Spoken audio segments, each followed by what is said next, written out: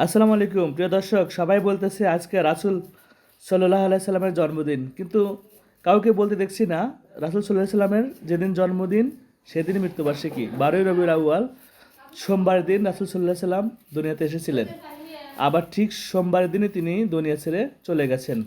তো সবাই ঈদ মিলাদুন নবী পালন করছে, রাসূলের জন্মদিনে আনন্দ করতেছে, রাসূলের জন্মদিনে অনেক কিছু করতেছে, কিন্তু তার মৃত্যুবার্ষিকী যে আজকের দিনেই সেই কথাগুলো কেউ বলতেছে না। আমার মনে হয় রাসূলকে নিয়ে গবেষণা করতে গেলে তো আমরা জীবনে শেষ করতে পারবো না, বিকজ তাকে নিয়ে পজিটিভ দিকটা যেটা যেমন করা মানে যতটা করা যায়, তাকে নিয়ে তার জীবন বৃত্তান্ত যদি বলা যায়, তার জীবনে তার সাহাবীদের আমলে, ইমামদের আমলে এই রাসূলকে তার জন্মদিন কখনো পালন করে নাই। তাহলে আমরা কেন সেই জন্মদিন পালন করব?